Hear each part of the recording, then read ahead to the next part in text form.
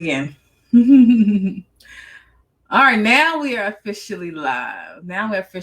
So I'm gonna say it again, Instagram. So hey, y'all. My name is Samaria M. Colbert. I'm the founder of Kingdom Creative Counseling. I'm a licensed therapist and a published author, and I help people to get free, spiritually, emotionally, and mentally free through Jesus Christ. Let's get it popping, okay? All right, I can see myself now.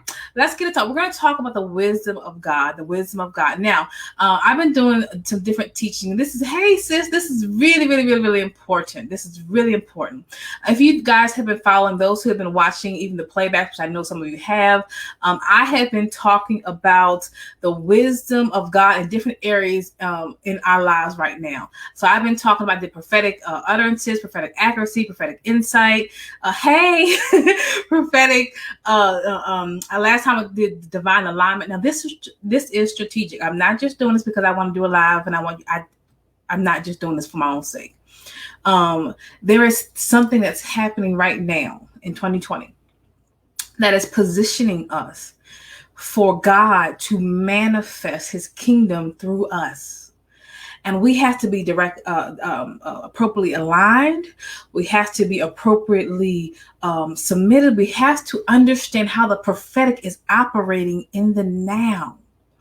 That's positioning us for God to move. You know, I said last time, for those who don't know, in the last session, I said that the Lord spoke to me and He said to me that your 2020 now is just preparing you for 2021. So I've been super productive, and I have been really honing in and doing so many different things because God told me that I am preparing. So I'm not just preparing spiritually and studying. Of course, I'm preparing my mind, but I'm finishing and completing things. And so that's not to brag, but the reason why I'm telling that because I had a word from God. And so again, I would encourage everyone, if you have not, go to my YouTube channel, type in Samaria M. Colbert, and you will see those previous lives, because it'll put you in the right direct alignment to be able to hear, to perceive, to receive, to understand what God is doing. Today we're going to talk about the wisdom of God. Shout out to you guys. A quick pause for cause here. For those who don't know, I did complete my doctorates. You probably can't see them in the corner. You can't see them all the way, but they're in the corner somewhere. And so I just want to say thank you for those who gave me congratulations and things like that. That was something that was completely unexpected for 2020. I thought COVID assisted having a lot more time to research and study and complete my dissertation. So thank you guys so much for the congratulations. It was very much appreciated. Anyway, so we're going to talk about the wisdom of God. Again, everything I've done from this point is set precedent on one thing upon another thing. Have you ever asked yourself, God, what do I do next? God, what do you want me to do? God, you told me to do this, but how do I do it? Or God, what's going on? The wisdom of God teaches you the mind of God, and it gives you a supernatural ability of to understand not only the why, but the how. And I want to talk to you about the strategy when God releases His wisdom. Now, I initially titled the live, for those who look at the logo, Divine Wisdom. And I was like, why did I say divine? I kind of wanted to change that, but either way, it's still wisdom. When I say divine wisdom, I'm not talking about just new age. There's wisdom inside of me. Everything that I need is on the inside. I'm not talking about that. I'm talking about a wisdom that comes from the mind of God released to His people. And God does not release His mind. He does not release His will. He does not release His way to everyone, because you have to be in divine alignment. You have to have a relationship with God, and you have to know how to wait. But when you have the wisdom of God, I'm going to give you a divine secret, how it ushers you into prosperity, because the wisdom of God is on the inside of you. Now, the wisdom of God is not the same as human wisdom. You can be intellectually smart and spiritually stupid. That means you are very intelligent in man's eyes, but you have no intelligence in God's eyes. These are people that rationalize themselves outside of a relationship with God. And we're going to talk about that. So what does it mean? Let's talk about what does it mean to have the spirit of wisdom? Because again, there's a world wisdom and then there's a God wisdom. But if you have the God wisdom, sometimes you're foolish to the world. What does that mean? And why is this important? We're going to talk about why this is important today. Because understanding the wisdom of God is fine, but why is it August 9th, 2020? Why is this important today? And if you are saying, God, I need answers. I need to know what I'm supposed to be doing. Now you told me what to do. You need wisdom. So you can have a purpose, and you can have a vision. You can even have something that you're working towards, and it still fails because you lack wisdom. Okay, so let's talk with this. So let's talk. We're gonna break it down real simple, and like I said, I always say I won't be before you long, but I can't really promise. Just hang with me. If you can't, just say rock with me, and then if you can't hang all the way, just catch it on the replay. So the wisdom of God is the mind of God. Now, here's the thing about the mind of God: it is His thoughts and His ways. But if you look at Isaiah 55:8. God says, my thoughts are not your thoughts, and my ways are not your ways. As far as my ways are beyond us, and my ways are far beyond anything that you could imagine. For just as the heavens are higher than the earth, so are my ways higher than your ways, and so are my thoughts higher than your thoughts. So it means from my intellectual knowledge, from my knowledge and God's thoughts are completely different. And we make a mistake because we're trying to conceptualize or understand God, but we're trying to use our own minds to understand. And there's a cross and there's a miscommunication because we're trying to conceptualize God absent from His mind. So you have to, when we talk about the wisdom of God, we have to understand and submit ourselves to God so He can release what it is that He is doing in this dispensation. He says, my thoughts are nothing like your thoughts. Have you ever had someone in your life, y'all just thought completely different? Completely different. How you think and how God thinks is completely different. And we get into being frustrated because we don't understand, God, why won't you do this the way that I want you to do it? But He said, listen, first off, I'm God, and then my thoughts are not your thoughts. But we're going to talk about how do I get the mind of God? How do I operate in His wisdom? See, it's His wisdom that's going to make me successful. It's His, not my own.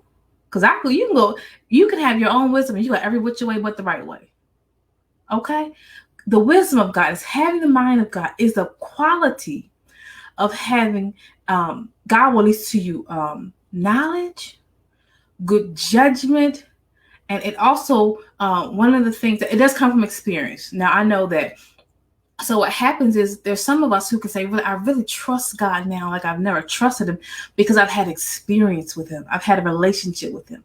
Like I know from me, God does not always tell me my service is breaking up. Yes, I'm sorry. If my service is breaking up too, y'all, we even had some issues. We had a whole earthquake this morning. So if it breaks up, just work with the sister. Okay, I'm gonna keep going.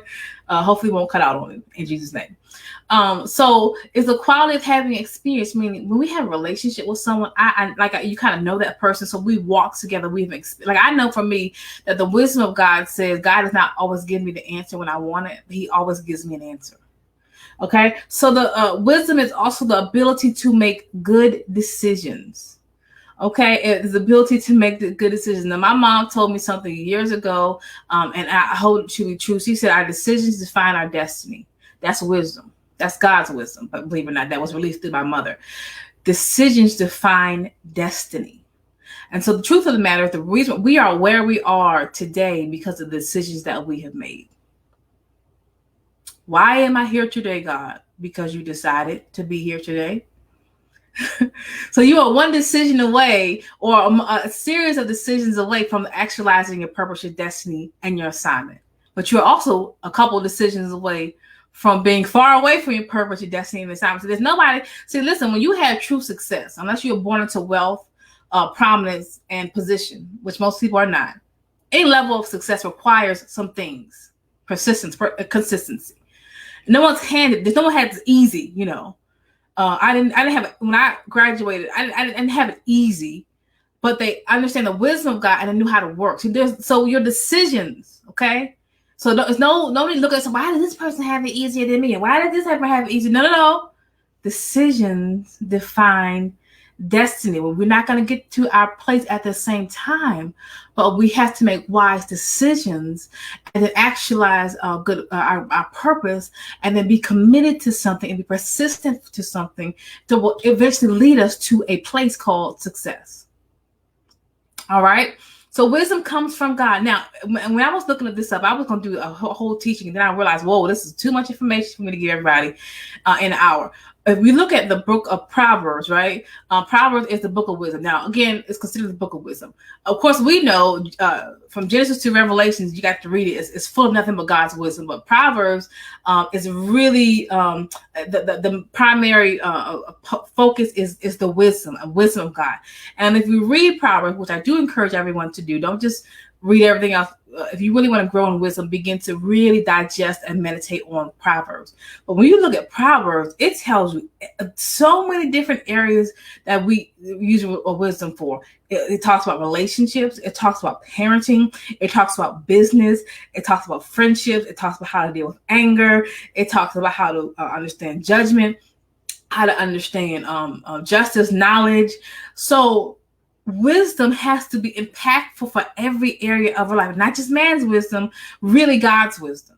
Okay, when you can use wisdom in every area of your life, and you can begin to see successes in every area of your life because you are operating in God's wisdom.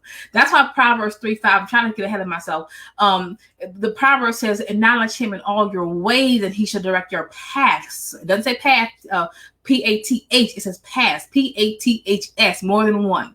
So in every area of your life, you can apply wisdom and start to see successes. Okay, now when you start using wisdom, you're not going to see successes right away, but you will see successes, okay?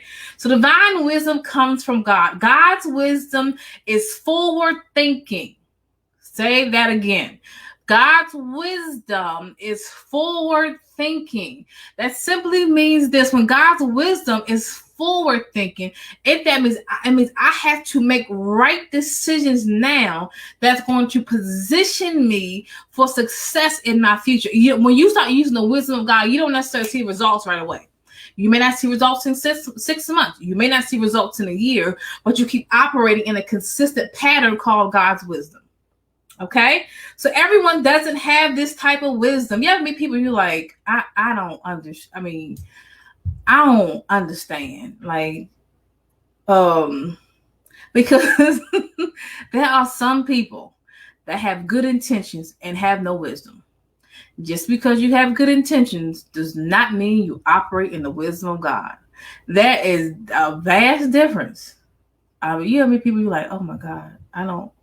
Common sense is not. You just like, oh Father, in the name, I don't understand. That ain't me. Thank you, Jesus.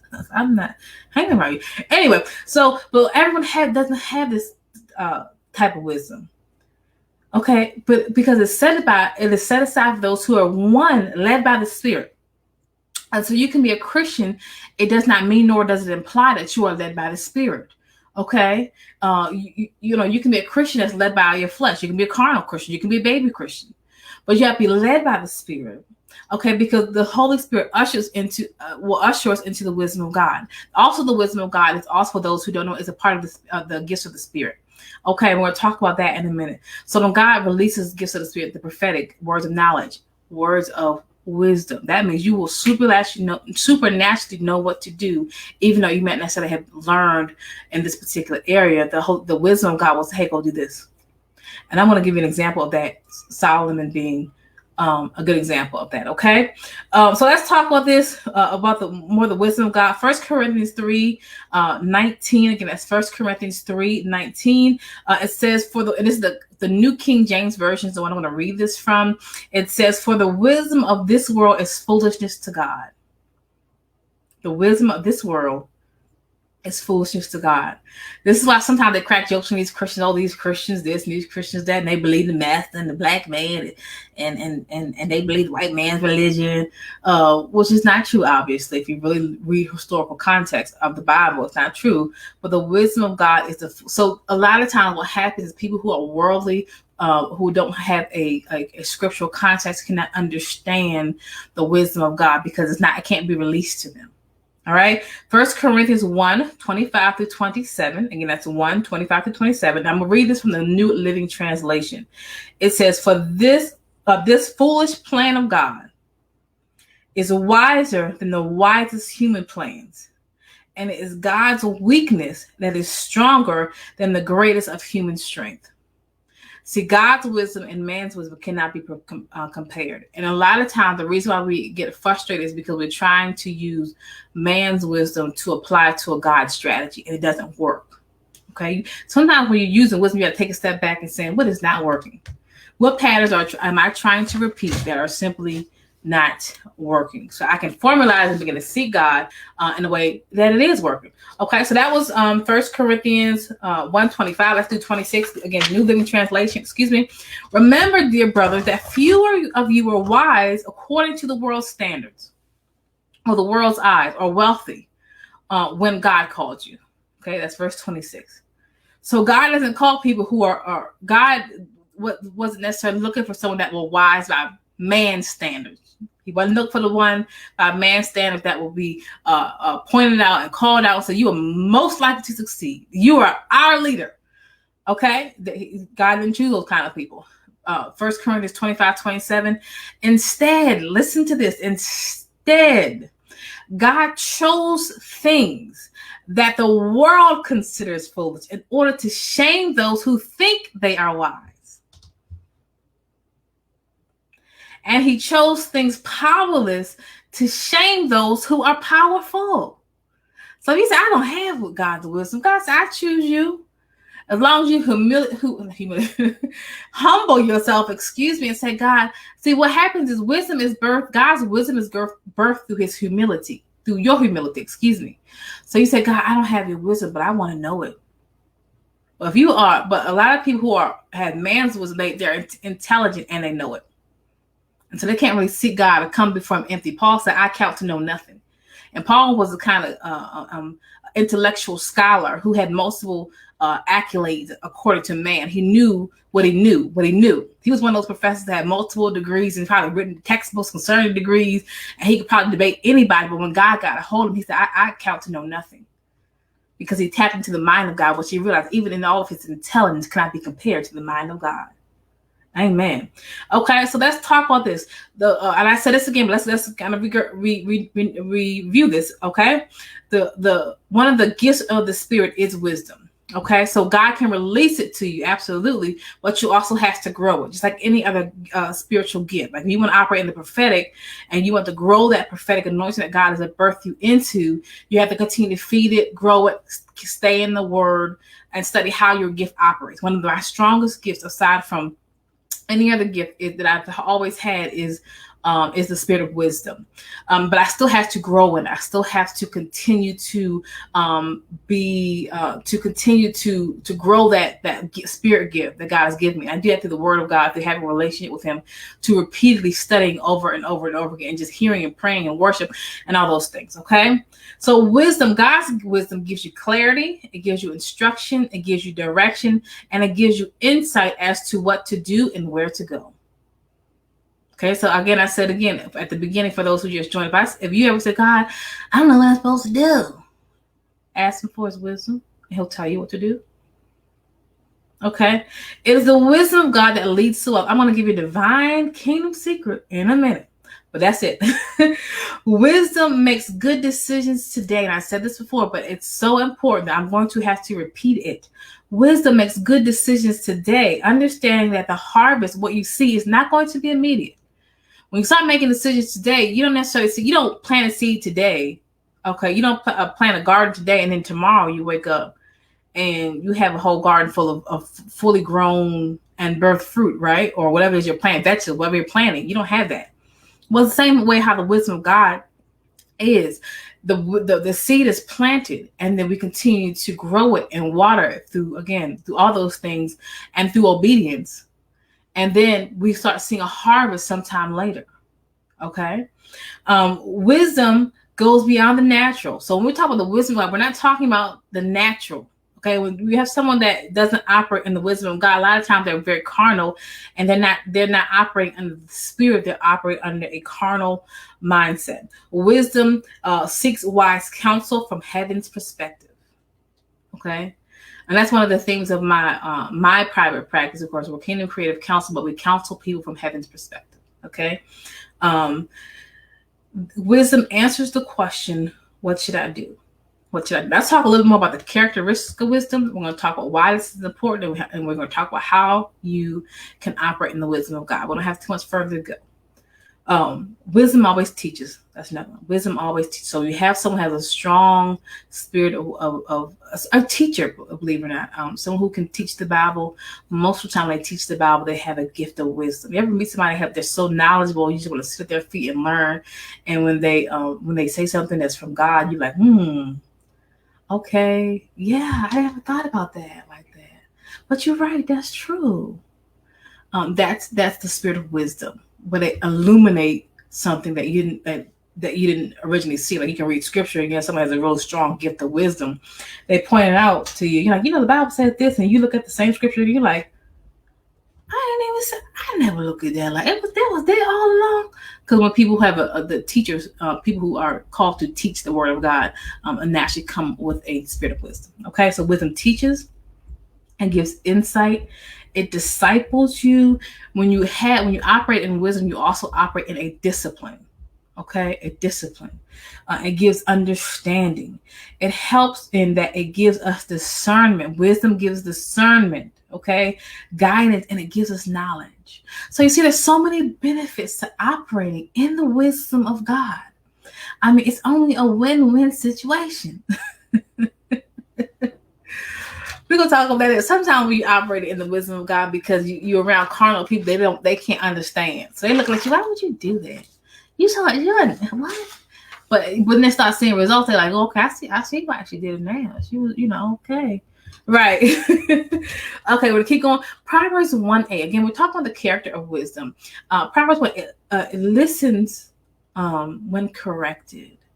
And so one of the attributes when you know that someone does not have the wisdom of God is that they cannot submit to leaders and they cannot be corrected. You ever had somebody that keep hitting they keep hitting the head and they are so stubborn, they want to do what they want to do, however they want to do it. They can't listen to anybody who's actually done it before. It's an old saying used to go, the hard head makes a soft butt. Or maybe it's the other way around. That means you're going to fall to your knees because you can't listen to people. So whenever you have someone that does not listen to their father's correction, I say father, I mean leaders, spiritual leaders, elders, people that have some type of wise governing authority over them, or just can give them some wisdom, saying, listen, baby, I've been down that road before. That ain't the road you want to go down. They're like, I'm good, and it's the devil, and you come against me. Okay. Those people end up crying a couple years later on social media, talk about we broke up because you wouldn't listen to your mama and your dad told you that wasn't the one. I didn't make it because you don't listen to somebody told you to go a different way because you wanted what you wanted right now. Wisdom always waits. You just had a hard head and you wanted what you wanted. Don't say it's the devil and God ain't God. You did not want to operate in wisdom. So this is why when you read Proverbs, the author constantly says, my son, follow this. And he's given different instructions concerning different areas of the life. Why? Because he's given them wise counsel. Okay. So a person who operates in wisdom can receive wise counsel, but they're also qualified to give it. Now, I said this before. We have these Facebook or social media scholars.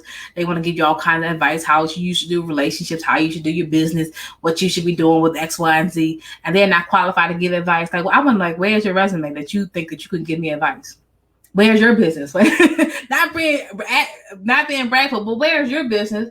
Well, you are qualified to tell me how I'm supposed to spend money or how I'm supposed to grow my business. Like, you understand what I'm saying? These are people that are opinionated, but they have no resume. So you have to be qualified to give people advice.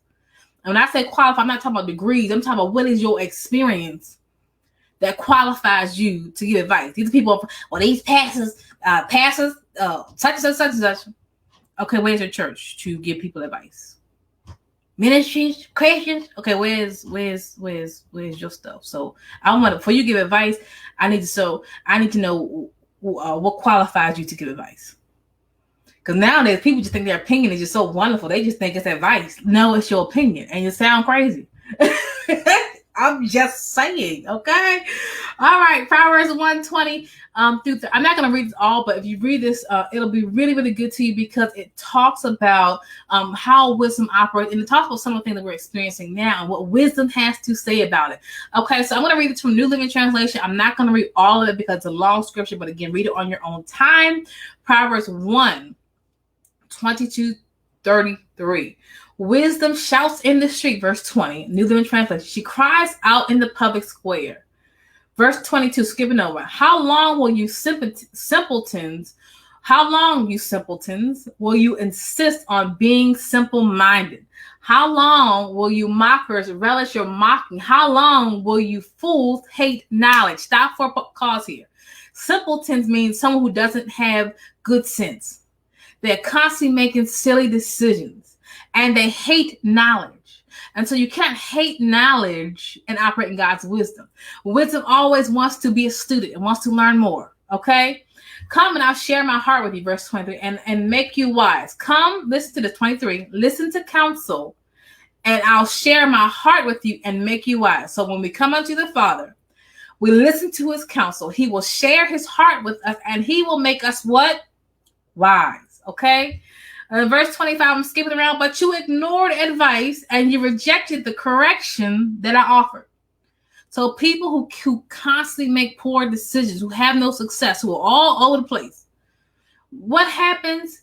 They ignored advice. Now, anyone wants to know if you want to be successful in any area, business, ministry, life, relationships, you have to be able to seek wise counsel and seek advice from people. You can't be Lone Ranger. You're not so anointed that you're Lone Ranger.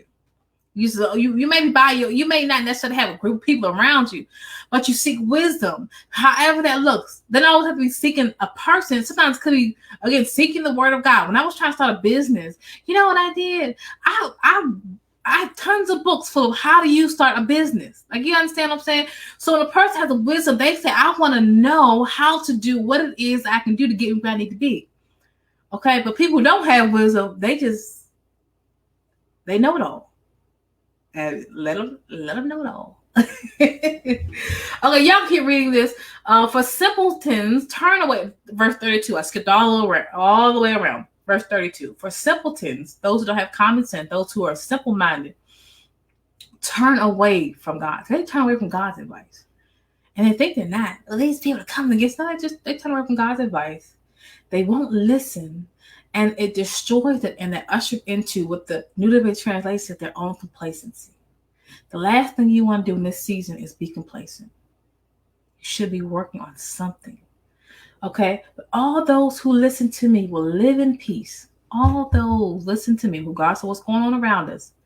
All those who listen to God will live in peace, untroubled by fear or harm. The King James Version says, but whoso heareth unto me, shall dwell safely and shall be quiet from fear of evil.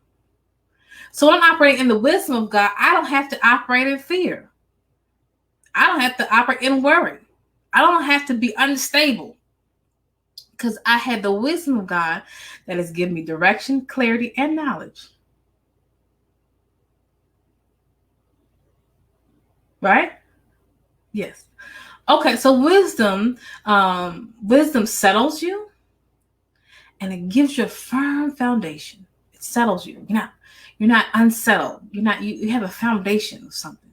You know, you're not when I'm gonna do this, next minute I'm gonna do that. Next minute I'm gonna do this, next minute I'm gonna do that. Next minute I'm gonna do this, next minute I'm gonna do that. No, it settles you. You ever meet people, God said this, then God said that, then God said this, then God ain't tell you to do this. I don't know if that don't sound right. That sounds kind of crazy. That don't sound, because it's not really God. I said at the few lives ago, I did a live called Prophetic Accuracy. That talked about how people put a God set on things. God didn't really say that, or it's outside of his nature. God this, God said that, God said that ain't God. When God speaks something, he speaks one thing. He doesn't always speak to you all the time concerning everything. Okay, he speaks one thing, and then he builds foundation. After you've done what God has told you, then he speaks something else. Okay, then he builds, then he speaks something else, and it's all aligned, it's all related. God's not like, oh, do this. Nope, I said do it. Nope, I said, oh no, change your mind. Do this. Oh no, change. That ain't God. He not that unstable. God is not unstable. People are. All right.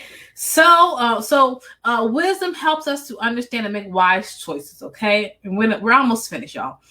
Proverbs 2:9 helps us to understand what is right, what is just, and what is fair. And it helps us to understand what is the right way to go. Because there is a way that seems right to a man, right? but it's not really right. It seems right to my intellectual mind, but it's not really right.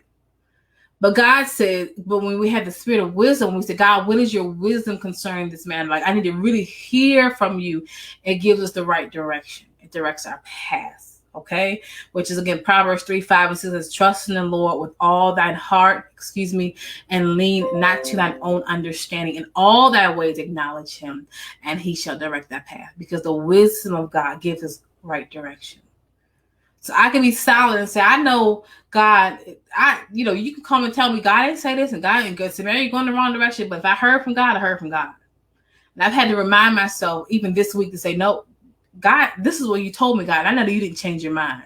This is what you told me, and you didn't. Now, man may change their mind, but you're not going to change your mind. You don't do me like that. You don't say this thing, and then, no. I heard from God, and I believe him regardless of what it looks like. Okay?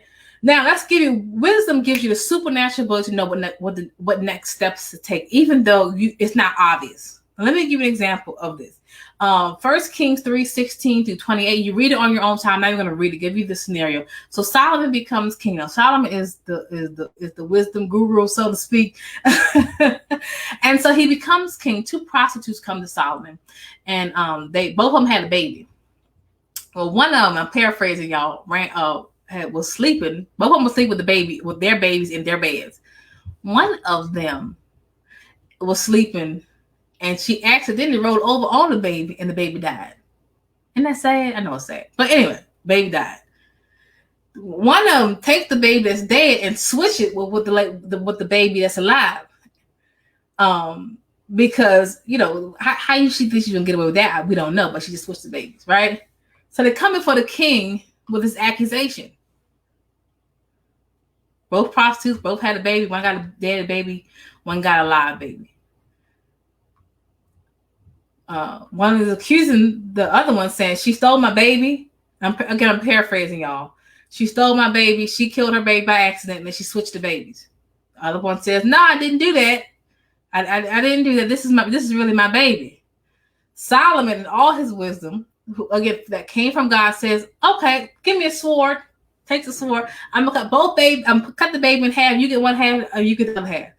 Now the real mother, being a real mother, says, "Oh, not the real mother, the one who had the live baby." Says, No. She can have the baby. She can have the baby. I don't want anything to come of him. I don't want him to die. Basically, Solomon said, "Okay, you are the baby's mother." Okay, so the point I'm making, you want to know who the baby's mom is. No, I'm joking. And you know who the baby daddy is. I'm joking. So the point I make with all that was a situation where on the surface, if he didn't have the mind of God, it would have been like, hey, I don't know what to do. But God gave him that strategy just like that. And so when you're operating under the wisdom of God, you stay ready. And so there are situations that will happen. You know what to do, but the wisdom of God was just go do that. Go do that.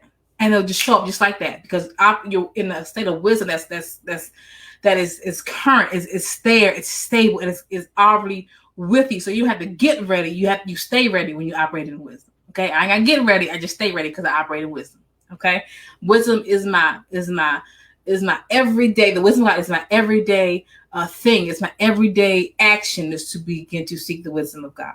All right. So wisdom gives you the ability to execute justice. 2 reasons why we're almost done. 2 reasons why people are not successful. 2 reasons. 1, they don't listen, and they don't know how to wait. 2 things that wisdom does is it always listens, and then it waits. Even if you're getting some unhealthy advice from people that may not know that we're doing, wisdom says, God, is that from you or not? But again, let me say it again. 2 reasons why people are not successful in life, according to God's standards.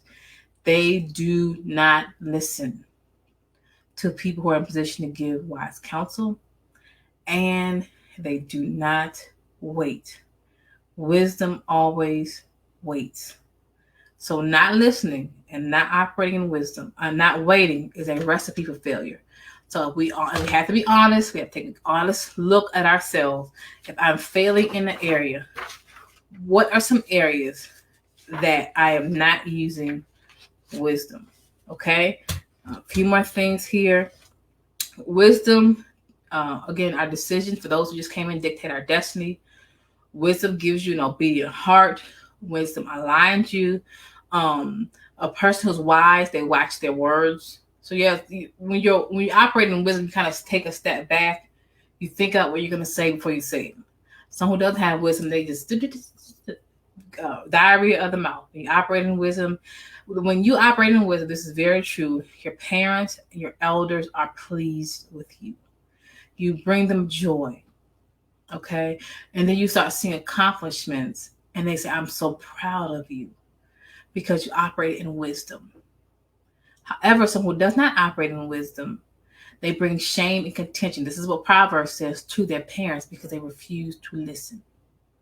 Every area of your life has to be impacted. Let me give you a kingdom principle here. Again, I want to give you the scripture. You can look at it on your own time. 2 Chronicles 1:3. Okay, God asked Solomon, ask me whatever you want. Solomon says, Lord, I need your wisdom to govern this kingdom. God was impressed by Solomon's request. Well, how was he impressed? Scripture says, God says, because you didn't ask me for riches, you didn't ask me for wealth, you didn't ask me for honor, you didn't ask me to vengeance your enemies, you didn't ask me for anything superficial or carnal. You asked for my wisdom. He says, because you asked me for my wisdom, now I'm going to release to you riches, wealth, and honor, as well as wisdom that has never been seen on the earth. So this is the kingdom principle. See, God knows our heart. And when we position our heart to actualize his kingdom, God will release to you wealth. When I say wealth, I'm not just talking about healthy. I'm talking about wealth, finances, and prosperity. But our agenda has to be, God, let me seek your wisdom first. So the kingdom principle is, if I seek the mind of God or seek to first advance his kingdom, with the things comes wealth. So that's why Matthew 6:33 says, but seek ye first the kingdom of God and all his righteousness, and all these things shall be added unto you. See, when we start in businesses and we start in ministries, we're not starting based on how wealthy we can be. We're starting based on how we can actualize the kingdom of God through our own individual gifts, talents, abilities that God has released to us through a thing called business. But when God does that, when we set his agenda to be our primary thing, okay, God says, you know what? He tells us the same thing he told Solomon, because you didn't ask for wealth and vengeance. I'm going to give you everything that you asked for, and then wealth.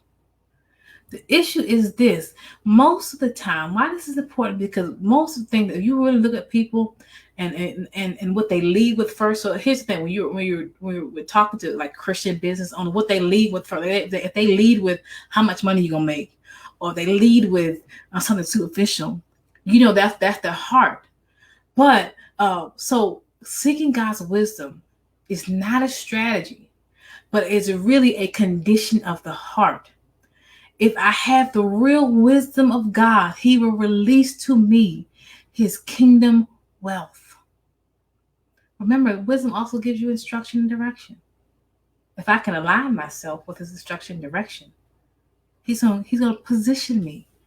This is why you don't seek wealth. Seek to fulfill your purpose on this earth. Seek to make people's lives better. Seek to understand and actualize your kingdom assignment on this earth.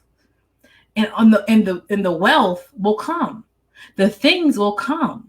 God will supply all your needs, and then he'll put you in a place called overflow. But I can't make that my primary focus. I have to make seeking God's kingdom and using the gifts, talents, the abilities that God has released to me through his mind. I had to do that. I had to make his kingdom my first agenda, not how much I can make. And he'll give you the stuff, but guess what? Stuff don't satisfy you either way. Stuff doesn't, having everything that it don't satisfy you. But guess who will satisfy you? God. Why is this important? Because you'll never be able to actualize. We're almost done. You will never be able to actualize or manifest the plans of God absent from his wisdom. I have to say it again. You will never be able to actualize the plans of God that he has for your life absent from wisdom. Absent from his wisdom. It does not work that way. So if you got someone say, I have plans, God is good. This is what God said. If it's not, there's no wisdom attached to it, it may be them.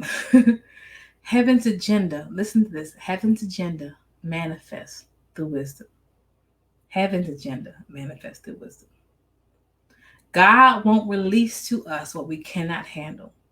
But wisdom, his wisdom prepares us to handle what God has for us. So how do I get his wisdom? Last few things, and we are done for today. How do I get God's wisdom? I talked about having appropriate motives in my last live, and I encourage you guys to listen to it again. I have a YouTube channel, Samaria M. Colbert, and it'll be there. But how do I get God's wisdom? There's so many benefits, Samaria. There's so many characteristics of wisdom that I really want that really are benefiting to my life. One, James 1:5 tells us, if any man lacks wisdom, let him ask of God, who gives to all liberally and without reproach, and it will be given to him. I want more of the wisdom. I don't care how much wisdom I got. God, just give me more. Overflow me with wisdom. Overflow me with your wisdom. Just keep pouring it. Because I'm now a phase in my life, y'all, where I am seeing things manifest, and it's just because of wisdom. It's because of wisdom. Okay, so ask God. Just ask God, and don't ask God when you're already in a situation. God, what's your wisdom? Don't ask God when you already caught feelings with somebody. God, what's your wisdom? What you think? Because you already caught feelings. Your feelings gonna tell you this is God, and God said that ain't me. Ask God beforehand. You do not listen to this. You do not have the go ahead. You just go and do whatever you want until God says, "Oh, stop." That ain't Bible. Acknowledge him in all your ways, and he shall direct that path. So before you start the way, you got to acknowledge him and then allow him to direct. Direction happens beforehand, not after the fact. Okay? So you acknowledge him before. Now, what happens as you grow in maturity and as you grow in God, you don't always have to sit down and have a whole a meeting and a 7-day fast just to do what God told you to do. No, you hear him the first time and you move forward. And that just comes through confidence in your ability to hear God's voice. But you don't get access to do whatever you want to do, however you want to do it. You know what I'm saying? Just because God gives you, they don't know. That's not how the Bible works. Okay, acknowledge him in advance, beforehand. Okay, don't wait till you catch feelings with somebody and say, "Oh, God, what do you think about this person?" He'll still speak to you, but sometimes your heart becomes involved, and it's hard to hear clearly from God because your heart is speaking louder than the voice of God. Don't just wait until you're already in the situation. But God, did you want me to do that? God, did you say to do that? God, did you? After you've already done it, then you acknowledge it after the fact. Now you have to deal with the repercussions of making poor decisions when you should just ask him in advance. Don't move. Wait. Remember, I talked about in our last session the 5 wise versus the 5 foolish. Be at the door waiting in position, being prepared for the door to open. What made the five virgins wise, what they had been prepared to wait, and when the door opened, they were there in a state of readiness. But the foolish, they were off somewhere doing something else because they did not prepare to wait. So wisdom waits, okay? So again, ask God and commit to wisdom. So commit means to carry out, to pledge, to bind, and to transform. That means you have to be committed to it. You have to be committed to it. What does that mean? Getting up in the morning, God, what is your wisdom? When you have a situation, God, what is your wisdom? And also understand, God didn't speak to you right away. Oftentimes, he does not speak right away. He may give you a few days. He may give you some time. He may, you know what I'm saying? He does not. God is not on our time clock. He's not in a rush. We are. People are. I didn't do this right now. And sometimes we're so busy trying to right now that we move outside the will of God because we need a right now word. And God said, "Wait a minute. I'm not on your time clock. You on mine." Okay. So God, don't think because don't try to rush God outside of something that he is not telling us to do. Okay. So ask God for his wisdom. What are you committed to? What are you committed to? I would say be committed to his wisdom. And as you begin to say, God, this is 2020, in August, God, I need your wisdom because I want to be in a position. I want to be successful. I want to know what it is that I need to be doing right now. God will speak to you, but he speaks through his what? His wisdom. His wisdom will say, this is what I want you to do, because wisdom will give you the assignment, the purpose, and the plan. God must, right now, this is what I want you to do. This is what I want you to do. Okay? All right, y'all. It's been a blessing. I'm Dr. Samaria M. Colbert. And you can check me out at www.kingdomcreativecounseling.com for my business. My personal website is www.samariacolbert.com. We will be back probably next week for another one. Thank you. God bless. And for those who are watching this on YouTube, make sure you like, comment, and subscribe and share. Okay? God bless you. And I will see you guys next time. Bye.